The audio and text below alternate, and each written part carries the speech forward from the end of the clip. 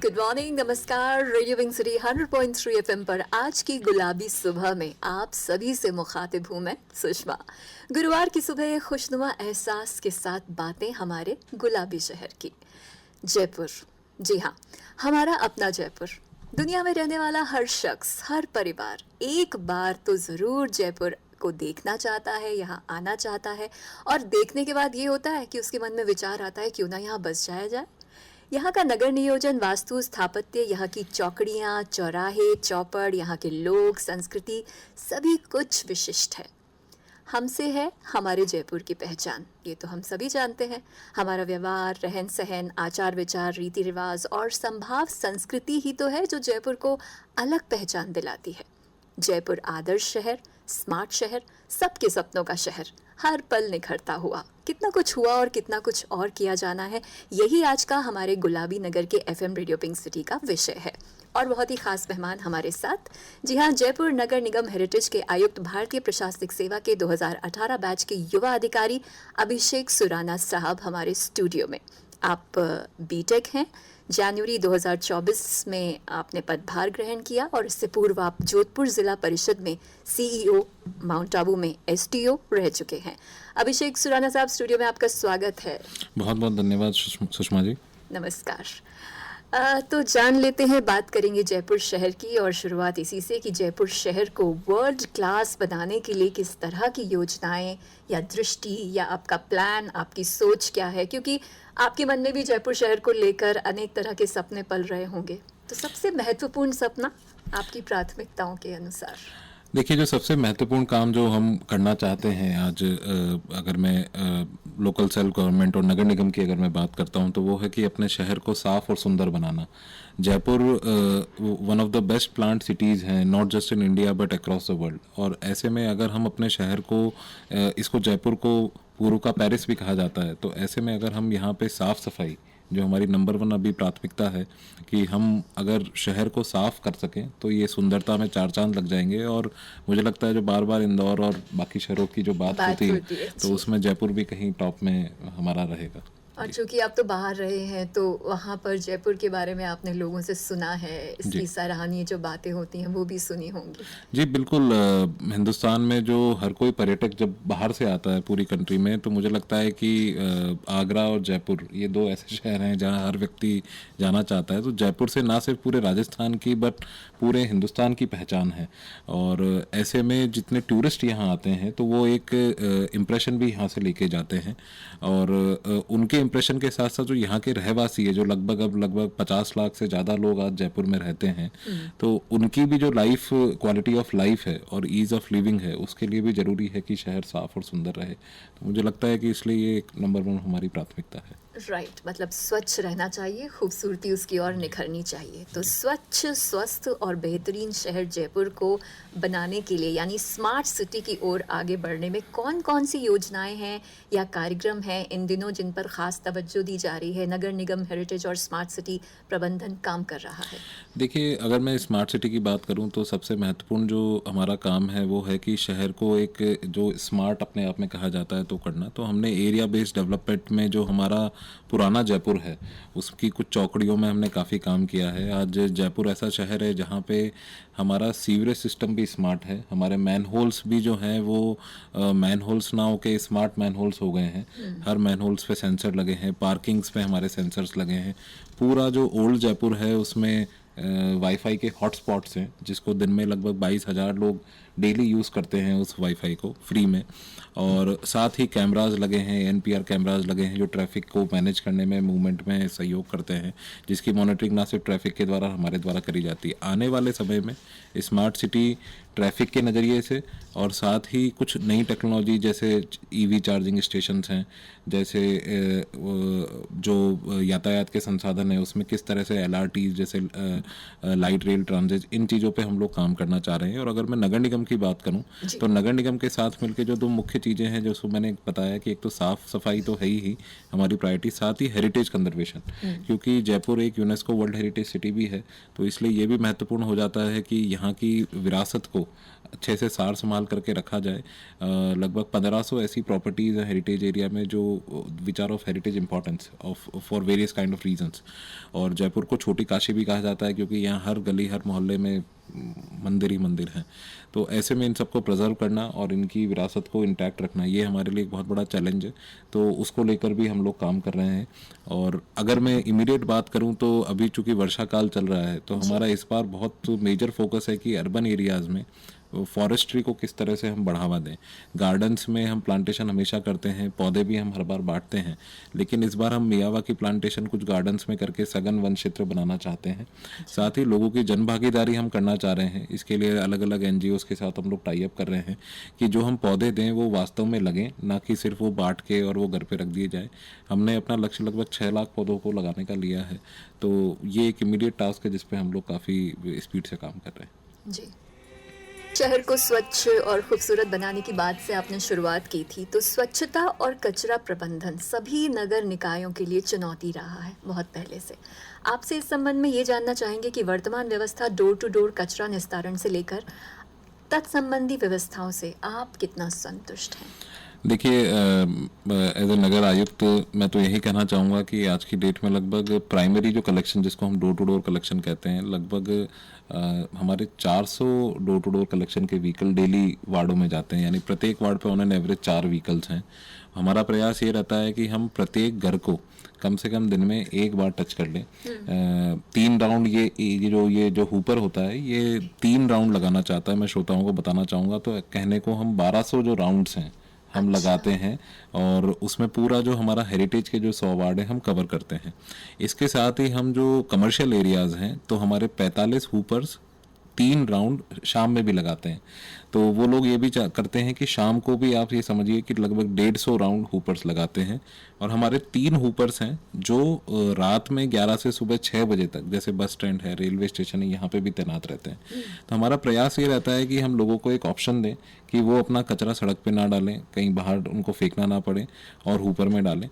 कुछ अभी भी इसमें इश्यूज हैं जो हम भी जिसके परिलक्षित होते हैं, जैसे फॉर एग्जांपल कि कई बार हुपर की जिंगल नहीं बजती होती, तो लोगों को पता नहीं चलता कि हुपर आया या नहीं आया। कई बार हुपर पे हेल्पर नहीं होता, कई बार हुपर की स्पीड तेज होती है। तो ये कुछ इश्यूज हैं जिन पे हम लोग, हमारा एक स्मार्ट सिटी में कंट्रोल रूम है, और हमने प्रत्येक हमारे 20 गाड़ियों पे एक मॉनिटरिंग के लिए एक व्यक्ति लगा रखा है जो उनका व्हीकल ट्रैकिंग करता है। पूरा उनका GPS से ट्रैकिंग होती है कि कितनी स्पीड से चल रहे हैं, कहाँ रुक रहे हैं रियल टाइम में, और उनको तुरंत मैसेज जाता है, कॉल जाता है ड्राइवर्स को कि आप रुके क्यों हैं, आप तेज क्यों जा रहे हैं। तो हमारा प्रयास यही रहता है कि इस व्यवस्था को पूरा टेक्नोलॉजी का यूज़ करते हुए और लोगों को कम से कम ये सुविधा दी जाए। और इसमें कुछ सुधार की जैसे अपेक्षा है, जैसे हम RFID सिस्टम के बारे में सोच रहे हैं कि क्या हम RFID सिस्टम लगा सकते हैं, लेकिन एक कॉस्ट बेनिफिट एनालिसिस उसका भी है कि कितना वो यूज़फुल रहेगा। तो मुझे लगता है कि अगर मैं संतुष्टि के प्रतिशत की बात करूं तो मैं काफ़ी संतुष्ट हूं, क्योंकि हमारे पास संसाधन है। अब हमें उसमें कुछ इम्प्रूवमेंट करना है व्यवस्थाओं में, वो हम सतत रूप से कर रहे हैं। बिल्कुल, और लोगों का माइंडसेट भी इसी के साथ साथ बदलना चाहिए, ये भी बहुत ज़रूरी होता है, क्योंकि ये कुछ ऐसे सिस्टम्स हैं जिसमें जब तक पब्लिक नहीं जुड़ेगी उनकी सफलता कम रहती है।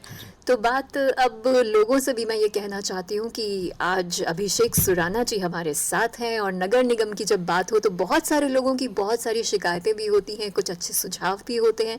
तो अगर आप हमसे जुड़ना चाहते हैं तो आपके लिए है 2 नंबर्स 2200 700 2200 800। ये 2 नंबर्स आपके लिए 2200 700 2200 800। और सर, हम जुड़ेंगे अपने कॉलर्स से एक एक करके, इन दोनों नंबर्स के ज़रिए वो हमसे जुड़ सकते हैं। अब हम बात करेंगे नगर निगम जयपुर को विकास और प्रगति के पथ पर ले जाने में जो ट्रैफिक और पार्किंग के लिए एक चमत्कार की उम्मीद लगाए बैठा है हर जयपुरवासी। जनता को बहुत सारी अपेक्षाएं हैं आपसे। तो जयपुर शहर की ट्रैफिक और पार्किंग समस्या से निजात पाने के लिए कोई योजना, कोई दूरगामी नीति, आपके मन में कोई ऐसा विचार जो आप सभी से शेयर करना चाहें? देखिए जो सबसे महत्वपूर्ण इसमें जो अगर मैं हेरिटेज एरिया की बात करूं तो जो हमारा परकोटा वाला जो एरिया है जहां पे सबसे ज़्यादा पार्किंग और ट्रैफिक को लेके इश्यूज रहते हैं, तो उसके लिए हमारी जो रामनिवास बाग में पार्किंग है वो अब ऑपरेशनल हो गई है। लगभग 2500 गाड़ियों की पार्किंग रामनिवास बाग गार्डन में अंडरग्राउंड पार्किंग है, multi level car parking. It's a very smart car parking. There are sensor, there are fire extinguishers and everything is there जो एक कार पार्किंग में हम एक्सपेक्ट करते हैं। हमारा प्रयास ये है कि हमने अभी रिसेंटली ट्रैफिक पुलिस और हमने साथ में सभी लोगों के साथ, स्टेक होल्डर्स के साथ मिलके, और हमने ये प्रयास कर रहे हैं कि जो बसेस चलती थी, बस सर्विस होती थी पहले रामनिवास गार्डन से परकोटे के लिए फ्री में चलती थी, वो एक सुविधा लोगों को दी जाए ताकि जो परकोटे में जो पार्किंग का जो प्रेशर है वो थोड़ा शिफ्ट हो जाए टूवर्ड्स रामनिवास गार्डन, और जो बाहर से लोग आते हैं उनका अंदर जो मूवमेंट है वो थोड़ा ईजी हो सके। साथ ही हम ये भी प्रयास कर रहे हैं, हम अपनी एक पार्किंग ऐप डेवलप कर रहे हैं। कई बार जो कई प्राइवेट जैसे लोग हैं जिनके पास गार्डन या स्पेसेस रहता है, जिनके पास खाली प्लॉट्स है, वो लोग अपने यहाँ पे पार्किंग कराते हैं। तो उसकी भी रेट्स को रेगुलेट करने के लिए, उनको भी मॉनिटर करने के लिए हम एक ऐप डेवलप कर रहे हैं।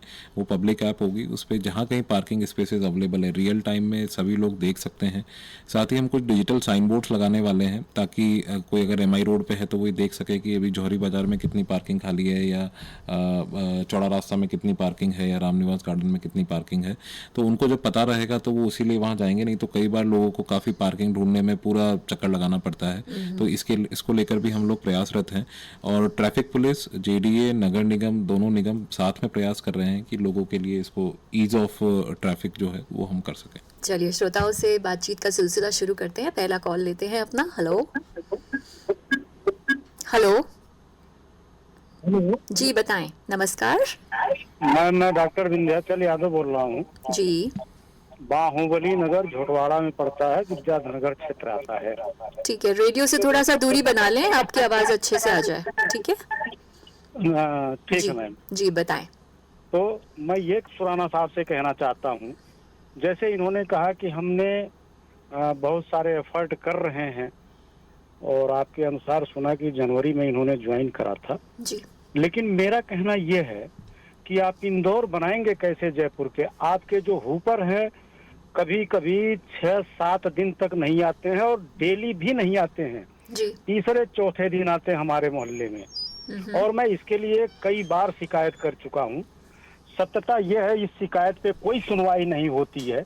जो आपके नगर निगम वेबसाइट पे नंबर पड़े हुए हैं, गूगल से देखते हैं तो वो टोटल फर्जी कॉल है, कभी उठता नहीं है या बंद रहता है, उस पे कोई अटेंडिंग नहीं होती है। तो सुराना साहब से कहना चाहेंगे कि इस पे क्या कार्रवाई करेंगे ये जी। सफाई की व्यवस्था? सर ये आप कहाँ आपका रेजिडेंस कहाँ पर है? विद्याधर नगर? नहीं, विद्याधर नगर में नहीं है, विद्याधर नगर क्षेत्र आता है। ठीक है। झोटवाड़ा बाहुबली नगर। अच्छा, मैं सबसे पहले तो मैम ये बताना चाहूँगा श्रोताओं को कि ये जो है एक्चुअली जयपुर में 2 निगम है, एक नगर निगम जयपुर हेरिटेज और एक नगर निगम जयपुर ग्रेटर। जो ये जो इलाका है बाहुबली नगर, जोटवाड़ा और जो विद्याधर नगर क्षेत्र में, नगर निगम जयपुर ग्रेटर में है। और अगर ऐसी कोई बात है तो चूंकि मैं यहाँ बैठा हूँ, मैं हेरिटेज कमिश्नर हूँ, we will raise it to them. हमारे ध्यान में इस तरह का कोई मैटर नहीं है अभी, तो उन पे रेस करेंगे। ठीक है, तो बाहुबली नगर के लिए हम यहाँ पर नोट कर रहे हैं, और इसको आपकी जो बात है वो आगे पहुँचा दी जाएगी। अगले कॉलर से हम बात कर रहे हैं। हेलो हेलो, नमस्कार। नमस्कार जी, मेरा नाम सुरेश है जी। मैं आपका रेडियो प्रोग्राम भी सुन रहा हूँ और हॉटलाइन पे मैंने फोन किया है जी।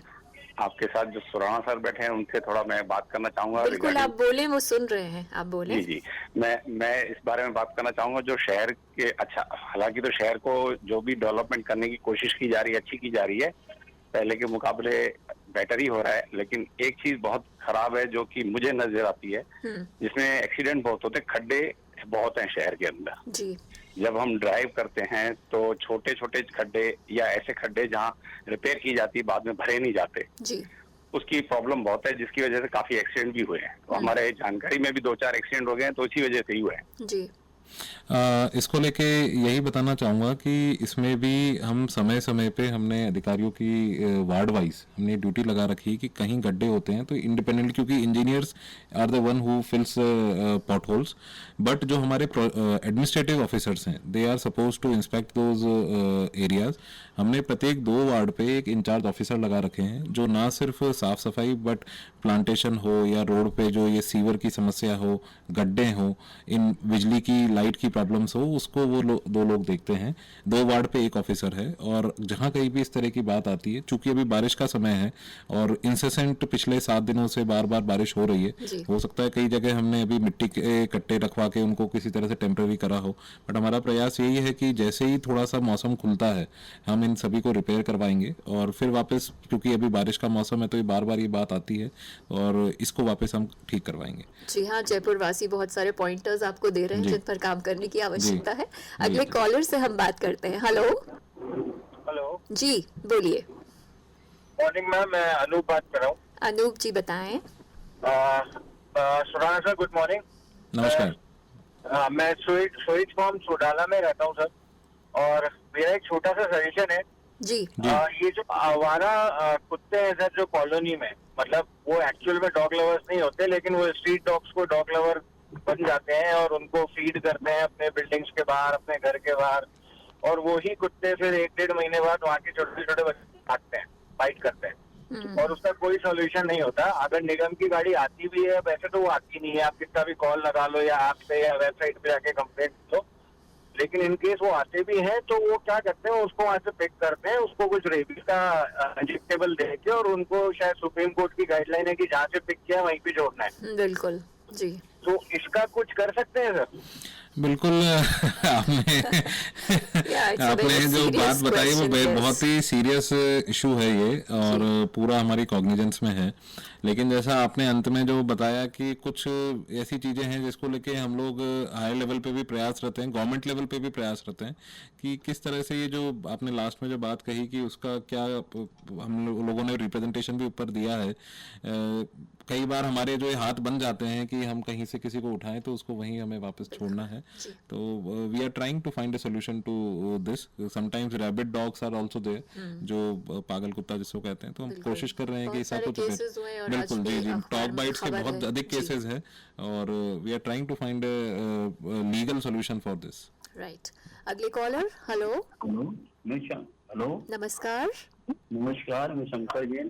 बोलिए शंकर। नमस्कार शंकर जी बोलिए।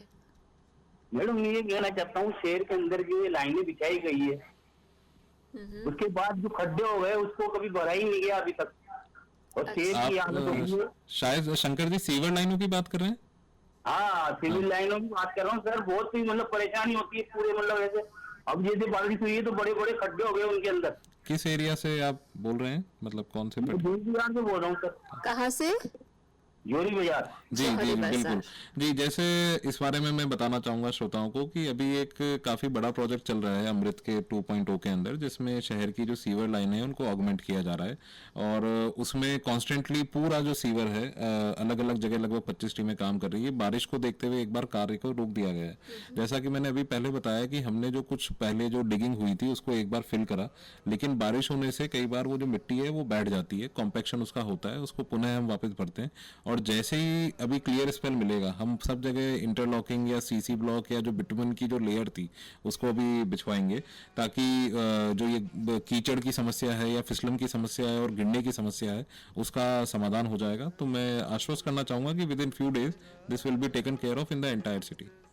आज का ये हमारा स्पेशल प्रोग्राम जिसमें बातें गुलाबी शहर की हो रही हैं। जी हाँ, और जयपुर नगर निगम हेरिटेज के आयुक्त, भारतीय प्रशासनिक सेवा के 2018 बैच के युवा अधिकारी अभिषेक सुराना साहब हमारे स्टूडियो में हैं, आपके सवालों के जवाब देने को तत्पर। तो अगले कॉलर से हम बात करते हैं। हेलो जी नमस्ते, राजीव सक्सेना बोल रहा हूँ। बोलिए राजीव सक्सेना जी, कहाँ से? New Sanganer road, sage farm से। ओके जी, मैं सबसे पहले नमस्कार करता हूँ पुराना सर को। नमस्कार सर। अच्छा मौका दिया है आपसे बातचीत करने का। मैं सर, मेरी 1-2 प्रॉब्लम्स हैं।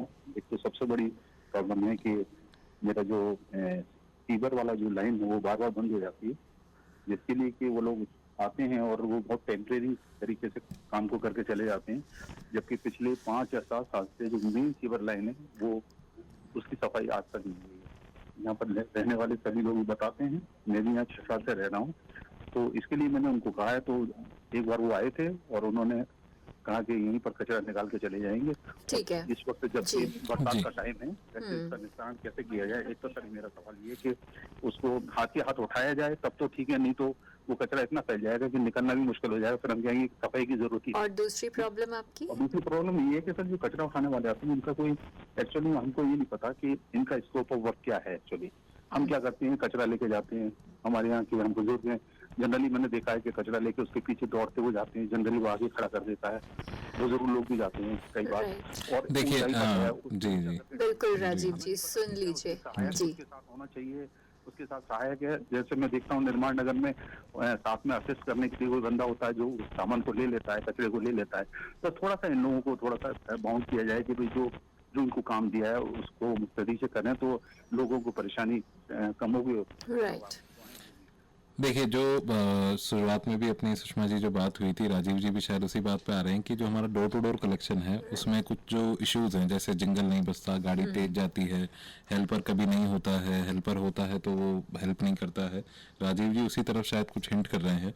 और जो दूसरी इनकी समस्या थी, और मैं वही बताना चाहूँगा राजीव जी को और सभी श्रोताओं को भी कि हम लोग जो है, हमारे संसाधन अब पूर्ण है।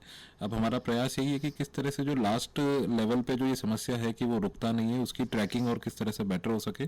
बार बार हम हमारे जो हेल्पर और ड्राइवर्स हैं इनकी भी ट्रेनिंग कर रहे हैं कि इनको भी बता रहे हैं कि किस तरह से आपको पब्लिक डीलिंग करनी है, किस तरह से आपको लोगों से पेश आना है, और आपका स्कोप ऑफ वर्क जो राजीव जी ने महत्वपूर्ण एक बात बताई कि वो क्या है। तो स्कोप ऑफ वर्क में भी मैं बताना चाहूँगा कि 2 अलग अलग तरह के हमारे लोग हैं जो काम करते हैं। एक तो रोड स्वीपिंग होती है, वो नगर निगम के अधिकारी कर्मचारी करते हैं, और जो हमारी डोर टू डोर कलेक्शन है वो भी नगर निगम के ही लोग हैं, लेकिन वो कॉन्ट्रैक्ट पे होते हैं। जो रोड स्वीपिंग होती है उनका टास्क ये रहता है कि वो रोड को स्वीप करेंगे, एक जगह ढेरी बनाएंगे और फिर ढेरी को उठा के एक हुपर में डाल के वो कचरा जाया जाता है। और जो हेल्पर होता है उसका टास्क ये होता है कि अगर कोई बुजुर्ग है, कोई कचरा डाल नहीं सकता है, तो he is suppose to help them. But कई बार हमारे मन में ये रहता है कि हेल्पर का काम ये है कि जी हम घर के बाहर कचरा रख देंगे, वो उठा के कचरा डाल दे। मैं लोगों से यही अपील करना चाहूँगा, देखिए किसी भी अच्छे शहर में, बड़े शहर में अपने घर का कचरा जो हम इकट्ठा कर रहे हैं उसको हमें हुपर में डालने में अगर समस्या है तो फिर हम किस तरह से, मतलब हम क्या चाहते हैं। तो कोई बुजुर्ग है, कोई व्यक्ति कचरा नहीं डाल सकता, तो उसके लिए हेल्पर है, उसका नाम ही हेल्पर है कि वो हेल्प करने के लिए है, और otherwise he suppose to go around with the vehicle. Second जो इन्होंने बात उठाई कि सीवर लाइन की जो बात है, बिल्कुल बात सही है। देखिए शहर का विकास जिस तरह से हुआ है, और सीवर लाइनें कई साल पहले डाली गई थी, तो जो उसकी जो कैपेसिटी है वो एक लिमिटेड है, इसलिए बार बार ये जाम होने की शिकायत आती है। हमारे 4 अलग अलग जोन्स में, चारों जगह हमारे गैराज में अलग अलग super suckers machine, jetting machines रखी हुई है। बार बार जैसे शिकायत आती है, मशीन्स मौके पे जाती है, उसको साफ करती है, लेकिन जब कई बार जैसे राजीव जी ने बताया कि बहुत अधिक मलबा निकलता है, उस मलबे को एक दिन के लिए वहां छोड़ना इसलिए पड़ता है कि वो उसमें जो गीला जो वो होता है वो सूख जाए।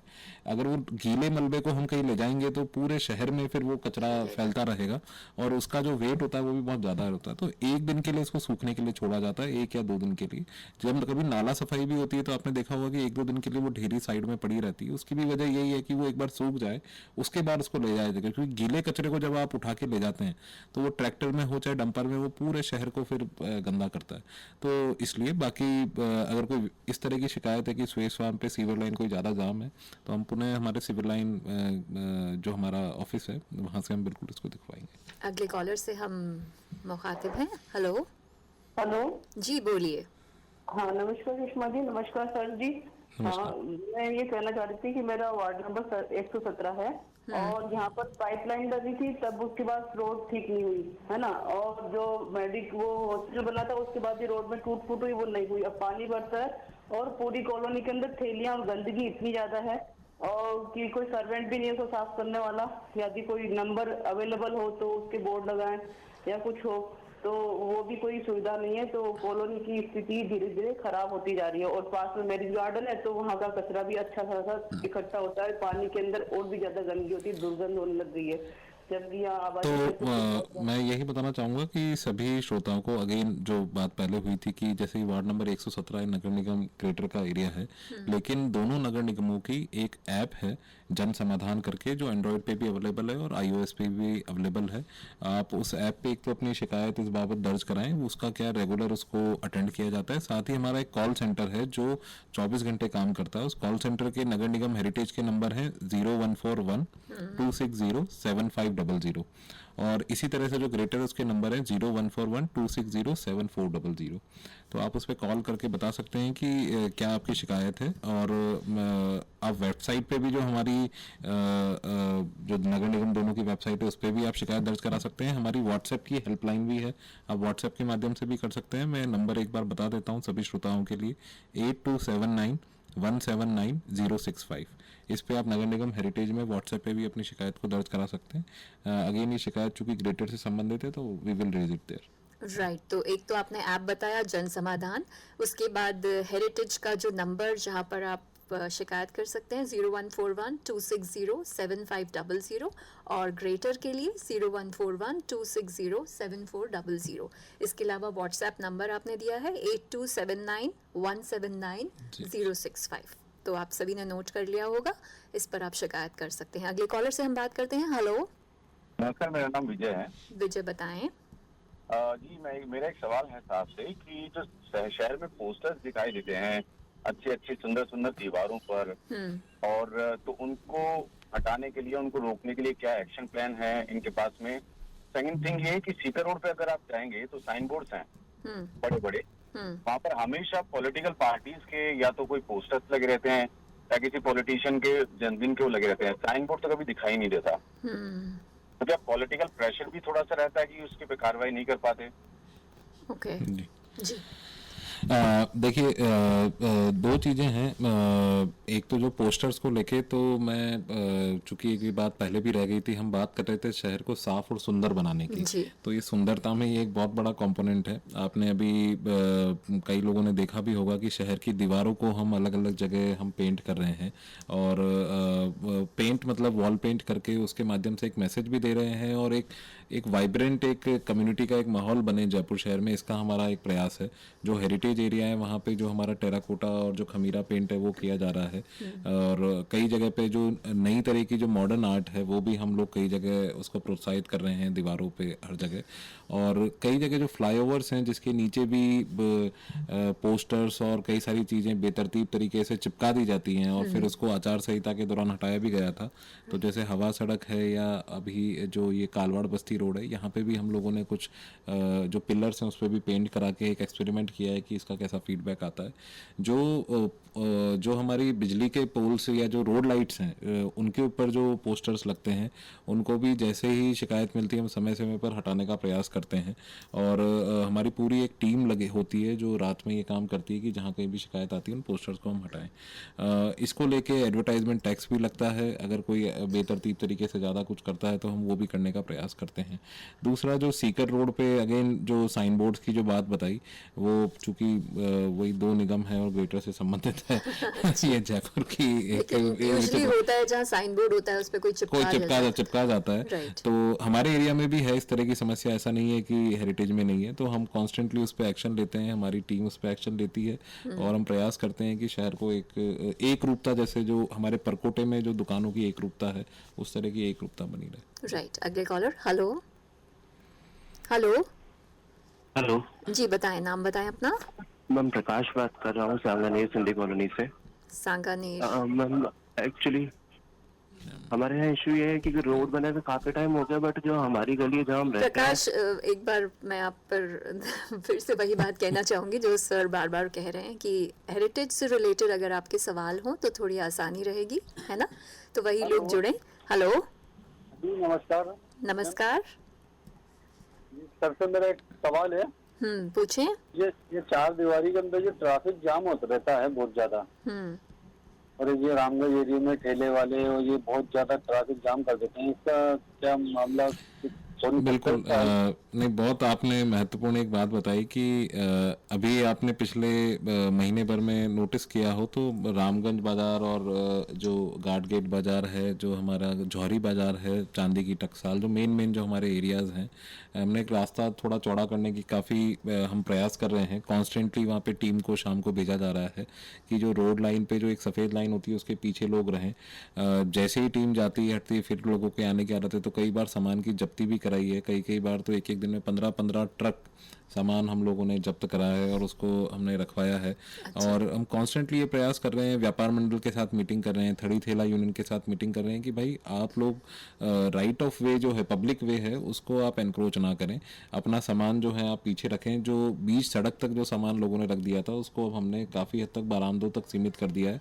और कुछ विशेष बाजार हैं जहाँ ज़्यादा समस्या है, उसको जो मैंने पहले भी बताया कि ट्रैफिक और पार्किंग, ये दोनों चीज़ें साथ में चलती है। तो चूँकि रामनिवास गार्डन की जो पार्किंग है वो अब चालू हो चुकी है, तो हमारा प्रयास है कि हम जो बसेज हैं वो चलाएं, तो जो पार्किंग को जो है एक थोड़ा सा ब्रीदर मिले, लोगों को ट्रैफिक को लेके एक ब्रीदर मिले। राइट। जी, बहुत से एरियाज में काम करके और एक अच्छे खासे एक्सपीरियंस को लेकर आप आईएएस के क्षेत्र में आए हैं, क्योंकि आपको ये था कि मुझे आईएएस बनना है। हालांकि आपने बहुत क्षेत्रों में काम किया और देश के बाहर काम किया।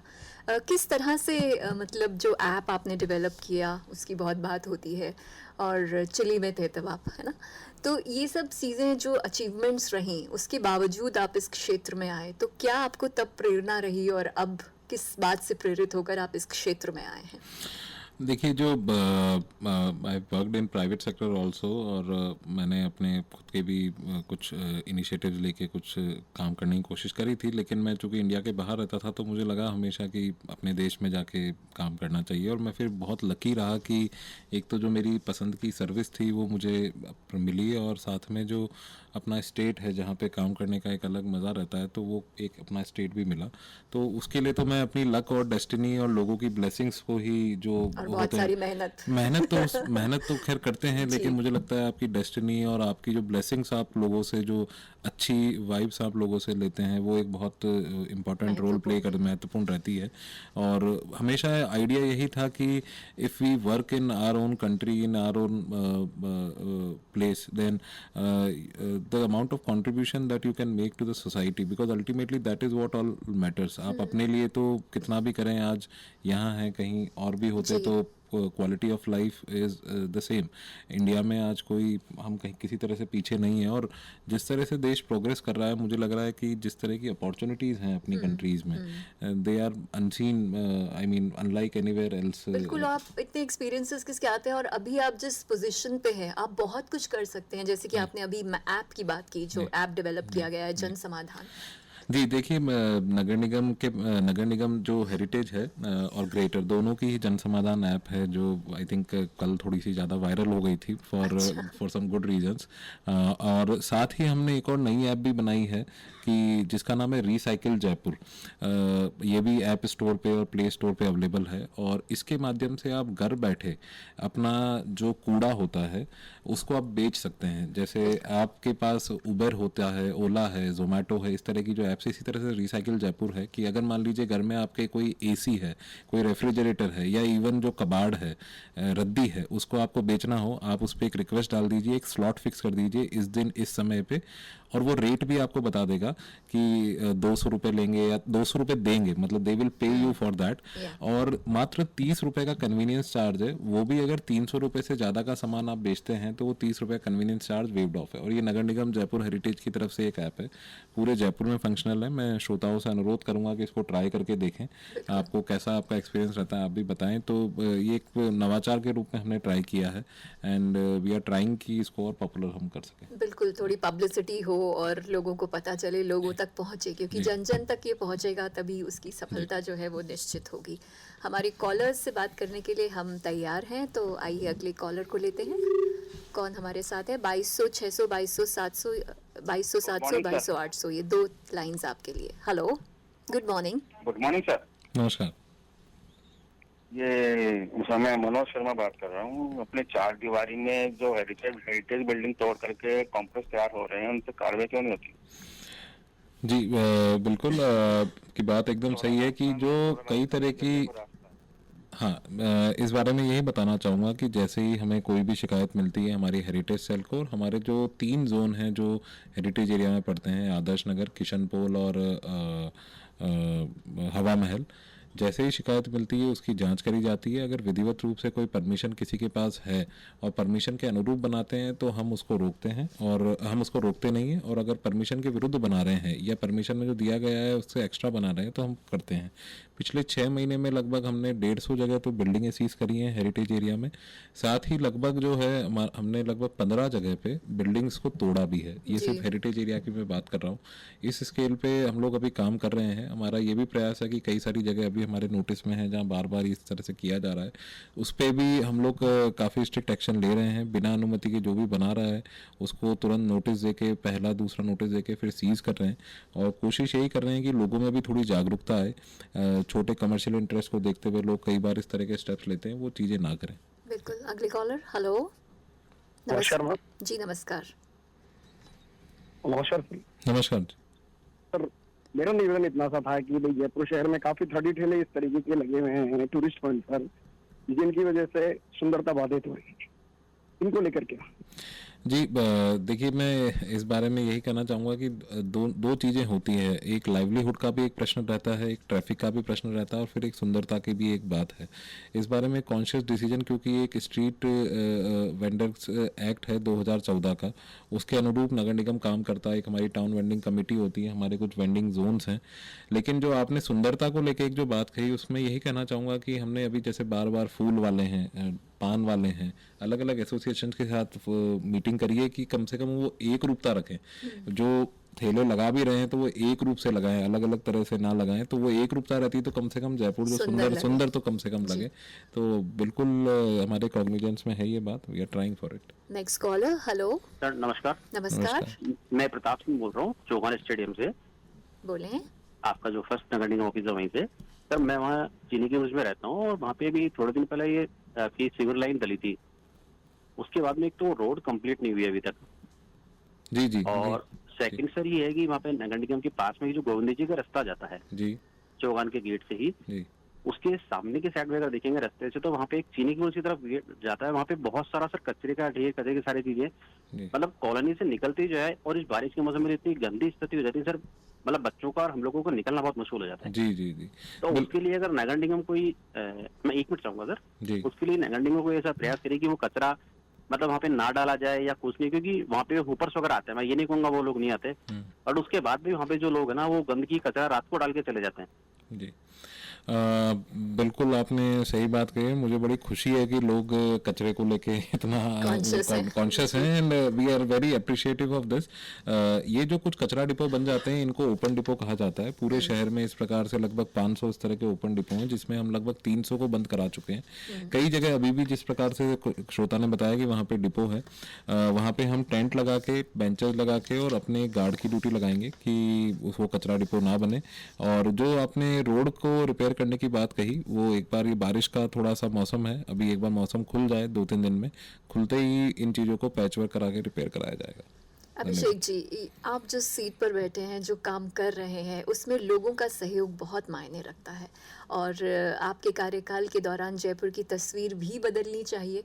तो किस तरह से इन सारी अपेक्षाओं पे आप खरे उतरना चाहते हैं? जनता से क्या अपेक्षाएं रखते हैं, क्या कहना चाहेंगे? देखिए, मैं लोगों से यही अपेक्षा रखता हूँ कि सबसे पहला जो हमें है वो साफ़ सफाई पे हमें ध्यान देना है। अभी जो अंतिम श्रोता ने भी जैसे जो अपनी बात कही, we are appreciative of this. नगर निगम के आप साथ जुड़िए। हम ये बिल्कुल नहीं क्लेम कर सकते कि सब चीज़ें परफेक्ट हैं, लेकिन कई चीज़ें हमें सुधारनी है। उस सुधारात्मक तरफ हम बढ़ेंगे। जैसे हमारे पार्क हैं, वो पार्कों की जो समितियाँ बनी है वो पार्कों को संभालती है। उसी प्रकार से मोहल्ला समितियाँ बनी हुई है, वो कचरे की व्यवस्था को देखें। ऊपर टाइम से नहीं आ रहा है तो हमें बताएं। टाइम से चीज़ें रेस करेंगे, राइट लेवल पे रेस करेंगे तो चीज़ों का समाधान होगा, और हम मिलके शहर को साफ और सुंदर बना पाएंगे। इंदौर जो आज इंदौर बना है वो सिर्फ नगर निगम के प्रयासों से नहीं बना है, वो सबके प्रयासों से बना है। इसी प्रकार से हम जयपुर को भी, जागो जयपुर जगमग जयपुर हमने अभियान चलाया है, इसके साथ हम मिलके इसको साफ और सुंदर बनाएं। जय हिंद। तो अभिषेक जी, बहुत अच्छा लगा आपसे ये बात करके, और लोगों की बातों को आपने बहुत ही तसल्ली से, तफसील से सुना। आपकी जो ऊर्जा है और नवोन्मेषी ख़यालात हैं, वो ज़रूर जयपुर को एक रंगीन, एक अलग ही रंग से भरेंगे, ऐसी हम कामना करते हैं। बहुत बहुत शुभकामनाएं अभिषेक जी आपको। बहुत बहुत धन्यवाद। तो ये था हमारा आज का स्पेशल प्रोग्राम, जिसका तकनीकी सहयोग में साथ दिया इंदरपाल यादव और रविंद्र चतुर्वेदी ने। प्रस्तुत करता थे राकेश जैन, और अब दीजिए सुषमा को इजाज़त। नमस्कार।